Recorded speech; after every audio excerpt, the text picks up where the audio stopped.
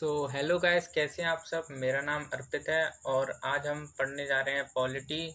और पॉलिटी में आज हम इंडियन कॉन्स्टिट्यूशन के बारे में पढ़ेंगे और ये जानेंगे कि कॉन्स्टिट्यूशन इंडिया का कैसे बना था। और कॉन्स्टिट्यूशन को हम भारतीय संविधान कहते हैं। तो चलिए शुरू करते हैं।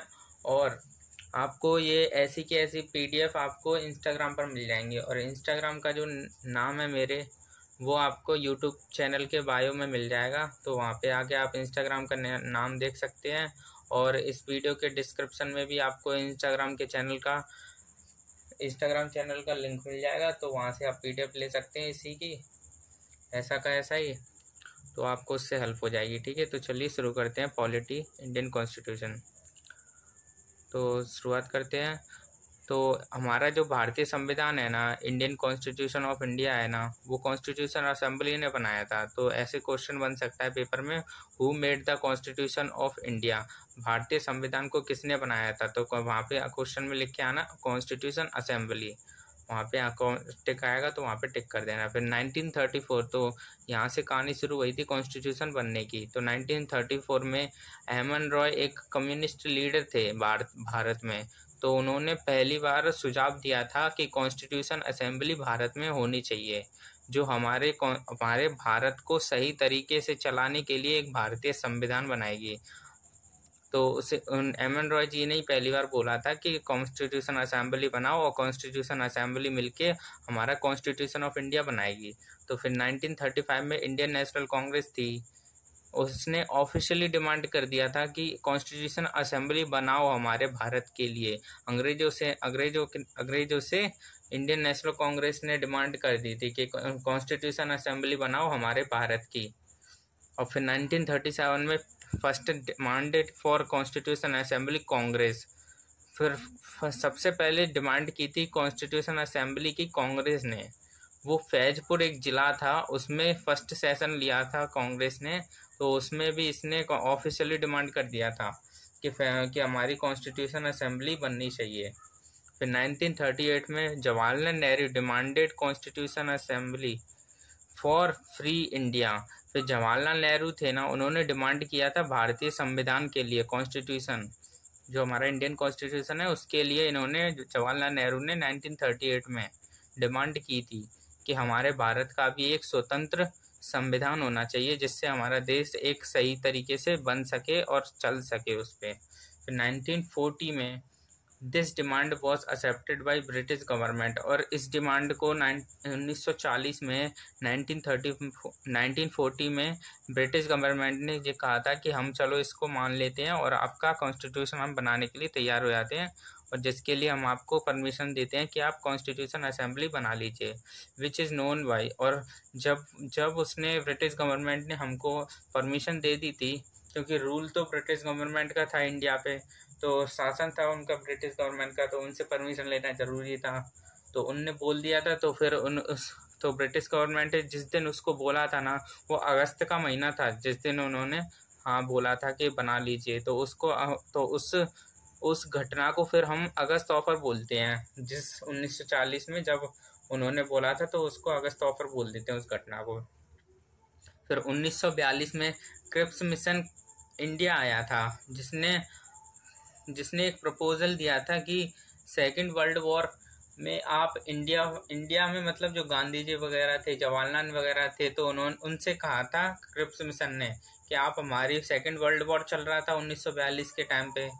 तो उन्होंने 1939 में स्टार्ट हुआ था, 1945 तक चला था, सेकेंड वर्ल्ड वॉर चला था। तो उन्होंने कहा था कि आप हमारी सेकेंड वर्ल्ड वॉर में, क्रिप्स मिशन में जो लीडर थे ना, उन्होंने बोला था कि हमारी तुम सेकेंड वर्ल्ड वॉर में सहायता करो और हम आपकी वो कॉन्स्टिट्यूशन बनाने, इंडिया के कॉन्स्टिट्यूशन बनाने में वो हेल्प करेंगे। तो 1942 में सर स्टैफोर्ड क्रिप्स, जो कि क्रिप्स मिशन के हेड थे, वो इंडिया में आए और उन्होंने प्रपोजल दिया था कॉन्स्टिट्यूशन बनाने को। और उन्होंने ये शर्त रखी थी कि आप हमारे वर्ल्ड वॉर 2 में हेल्प करिए, और जब हम जीत जाएंगे तो हम आपका कॉन्स्टिट्यूशन बना देंगे।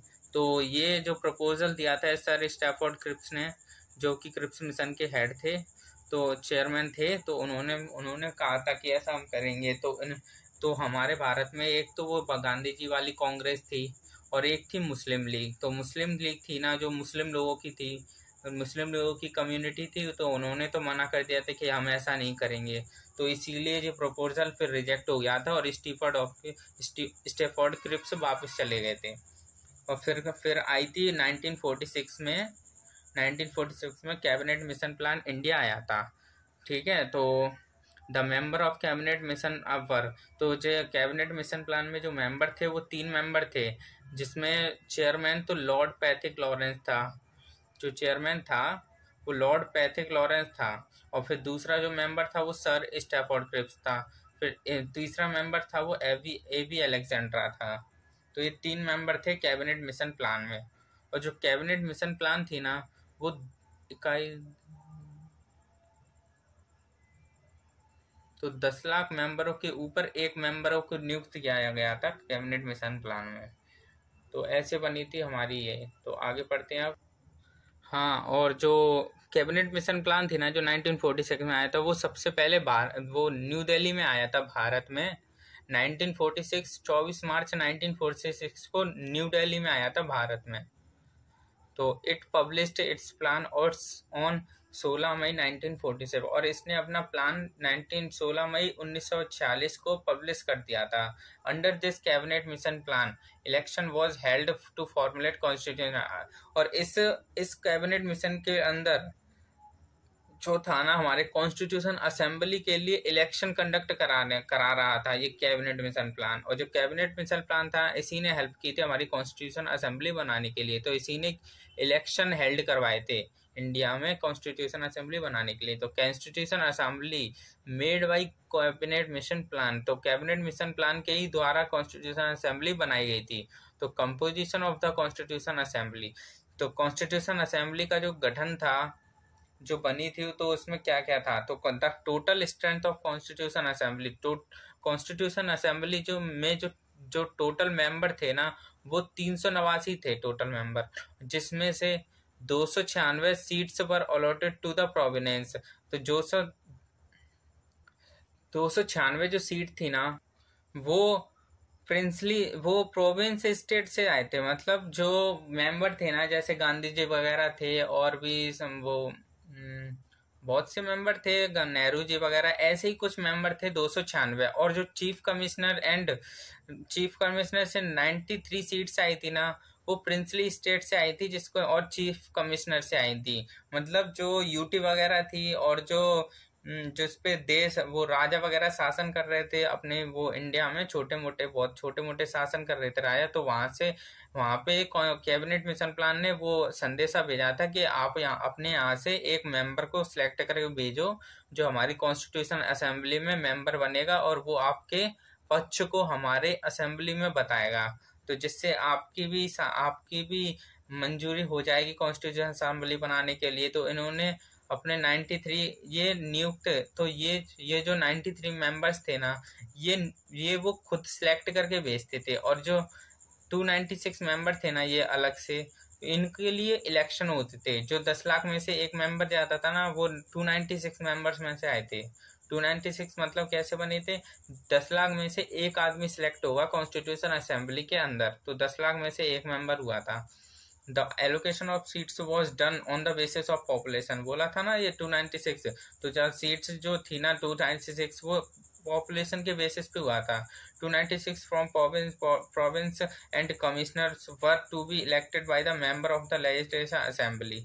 ठीक है, जो वो इलेक्टेड हुए थे कमिश्नर एंड प्रोविंस वाले 296, and other member indirectly elected, बोला था इनडायरेक्टली इलेक्टेड, मतलब वो खुद ही चुन के भेजा था राजाओं ने, राजा या मंत्री वगैरह ने खुद अपने स्टेट में चुन के भेजा था कि हाँ मेरा बेटा जाएगा या फिर मंत्री का बेटा जाएगा। ऐसे उन्होंने खुद चुन के भेजा था, उन्होंने कोई इलेक्शन नहीं कराया था राजा महाराजा ने।